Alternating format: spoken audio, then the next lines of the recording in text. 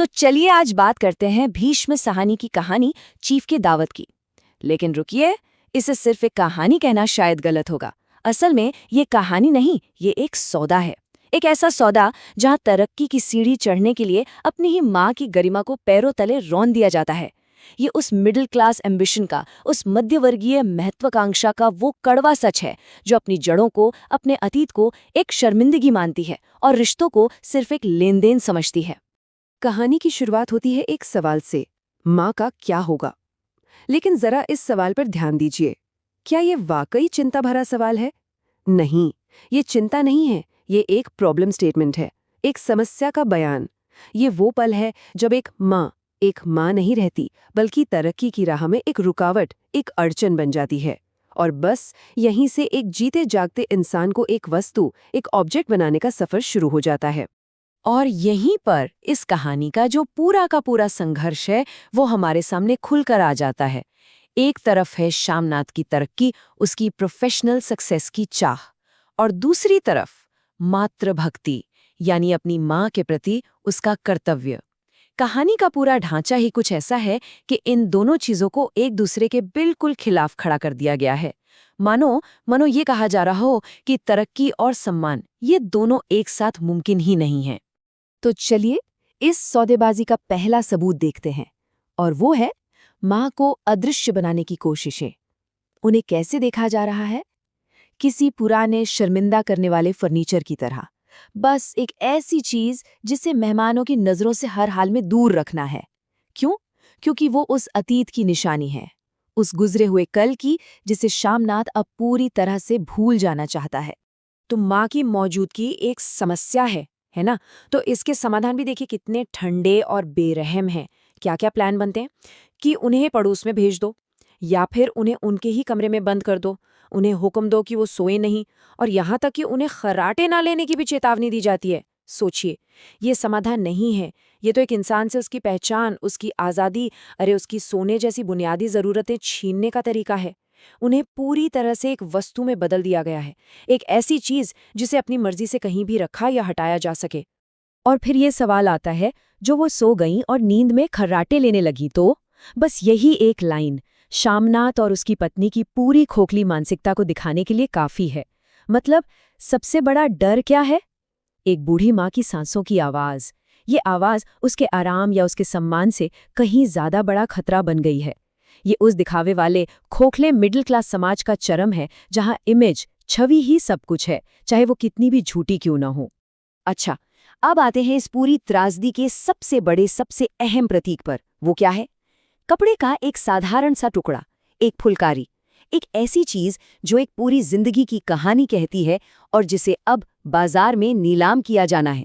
हमें ये समझना होगा कि ये फुलकारी सिर्फ एक शॉल नहीं है। नहीं, ये माँ का पूरा इतिहास है, उनका हुनर है, और उस देहाती ग्रामीण दुनिया का सबूत है जिससे श्यामनाथ अब बेतहाशा भागना चाहता है। ये फुलकारी उसका वो अतीत है जिसे वो अपनी तरक्की की इस नई झूठी चमक के नीचे हमेशा के लिए दफन कर देना चाहता है। और फिर आता है सच का वो एक पल, जब माँ कहती हैं, चूड़ियाँ कहाँ से लाऊं बेटा? तुम तो जानते हो सब जेवर तुम्हारी पढ़ाई में बिक गए। ये एक सीधी सच्ची बात है, अतीत में दिए गए एक बहुत बड़े बलिदान की याद। लेकिन श्यामनाथ को इसमें क्या दिखता है? उसे ये सच नहीं, इमोशनल ब्लैकमेल लगता है। क्यों? क्योंकि उसके लिए प्यार भी एक लेन देन ही तो है, एक सौदा जिसकी कीमत वो अपनी पढ़ाई से चुका है। बस अब हिसाब बराबर, कोई कर्ज बाकी नहीं। आप देखिए कि कैसे एक चीज को उसकी आत्मा से खाली किया जाता है, स्टेप बाय स्टेप। पहला स्टेप, फुलकारी माँ की एक पर्सनल चीज है, उनकी कलाकृति है। स्टेप 2, अचानक चीफ साहब पंजाबी क्राफ्ट के बारे में पूछते हैं और वो एक दिलचस्प चीज बन जाती है। और फिर तीसरा और आखिरी स्टेप, वो प्रमोशन पाने का एक जरिया बन जाती है, जब श्यामनाथ वादा कर देता है कि माँ उनके लिए एक नई फुलकारी बना देंगी। बस माँ की पहचान और उनका हुनर अब बिक्री के लिए तैयार है। और अब कहानी पहुंचती है अपने सबसे दर्दनाक, सबसे सार्वजनिक पड़ाव पर। ये वो तमाशा है, वो नुमाइश है, जहां एक इंसान की पूरी विरासत को, उसकी संस्कृति को एक सस्ते मनोरंजन की तरह पेश किया जाता है। सोचिए जरा उस सीन के बारे में। माँ सो रही हैं, खर्राटे ले रही हैं, बाल बिखरे हैं, और वो अपने ही बेटे के लिए एक शर्मिंदगी का जरिया बन जाती हैं। शामनाथ की आंखों में उस वक्त शर्म नहीं है, खौफ है। इस बात का खौफ कि उसकी जो नकली चमकती दुनिया है, उसकी दीवार माँ की बस एक झपकी से ढह जाएगी। और ऊपर से चीफ का वो कमेंट, पुअर डियर, मतलब बेचारी, जैसे वो कोई इंसान नहीं बल्कि कोई दयनीय चीज हो जिस पर तरस खाया जा रहा हो।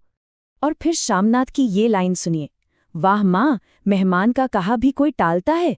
साहब ने इतनी रीत से कहा है, नहीं गाओगी तो साहब बुरा मानेंगे। इस एक वाक्य में उसकी पूरी चालाकी छिपी है। वो हमारी परंपरा अतिथि देवो भव को एक हथियार की तरह इस्तेमाल करता है, अपनी ही माँ को इमोशनली ब्लैकमेल करने के लिए। अब माँ का गाना या न गाना उनकी मर्जी का सवाल ही नहीं रहा, अब ये शामनाथ के प्रमोशन का सवाल बन गया है। और फिर वो परफॉर्मेंस होती है। एक पतली कांपती हुई आवाज में वो एक पुराना शादी का गीत गाती हैं, हरियाणे माएं हरियाणी भेड़ें। ये अपमान का शिखर है। आप सोचिए, माँ की सबसे निजी, सबसे पवित्र यादें, एक शादी का गीत, उसे अजनबियों के मनोरंजन के लिए एक आइटम की तरह परोस दिया जाता है। बस उसी एक पल में वो अपनी ही संस्कृति का एक मजाक, एक कैरिकेचर बनकर रह जाती हैं। और इसके साथ ही हम कहानी के क्लाइमैक्स पर पहुंचते हैं, वो मोड़ जहां अंतिम और सबसे क्रूर लेनदेन होता है, जहां एक माँ की आत्मा की बोली उसके बेटे के प्रमोशन के लिए लगती है। तो यहाँ एक सवाल खड़ा होता है, क्या एक माँ का प्यार उसकी कमजोरी हो सकता है?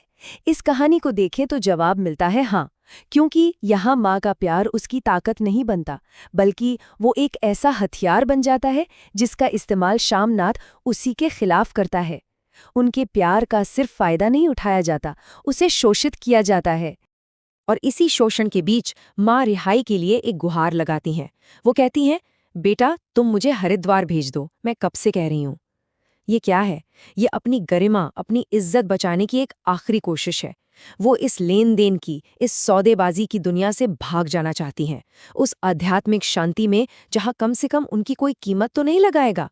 ये उनके आत्मसम्मान की अंतिम पुकार है। लेकिन शामनाथ को उनकी ये पुकार सुराई नहीं देती। वो अपना आखिरी सबसे घटिया दाव चलता है। वो कहता है, माँ तुम मुझे धोखा देके यूं चली जाओगी, मेरा बनता काम बिगाड़ोगी, जानती नहीं साहब खुश होगा तो मुझे तरक्की मिलेगी। देखिए, वो माँ की आज़ादी की इच्छा को अपने करियर पर एक हमला बताकर पेश कर रहा है। वो साफ साफ कह रहा है कि अगर वो चली गई तो उसका भविष्य बर्बाद हो जाएगा। ये कोई रिक्वेस्ट नहीं है, ये एक खुली धमकी है, इमोशनल ब्लैकमेल अपने चरम पर है। और बस माँ टूट जाती हैं। एक पल पहले जो हरिद्वार जाने की इच्छा थी, वो एक ही पल में हवा हो जाती है। वो अपनी बची खुची सेहत, अपनी आंखों की कम होती रोशनी, सब कुछ अपने बेटे की तरक्की के नाम पर कुर्बान करने को तैयार हो जाती हैं। सौदा पूरा हो गया, गरिमा के बदले अवसर, आत्मा के बदले प्रमोशन। तो आखिर में ये कहानी हमें एक बहुत गहरे और शायद बहुत असुविधाजनक सवाल के साथ छोड़ जाती है कि जब महत्वाकांक्षा के लिए, एम्बिशन के लिए अपने अतीत को, अपनी जड़ों को मिटाना जरूरी हो जाए, अपने ही अस्तित्व के स्रोत को नकारना पड़ जाए, तो ऐसी तरक्की पाकर भी आखिर में हाथ क्या लगता है? क्या बचता है? शायद सिर्फ खोखलापन।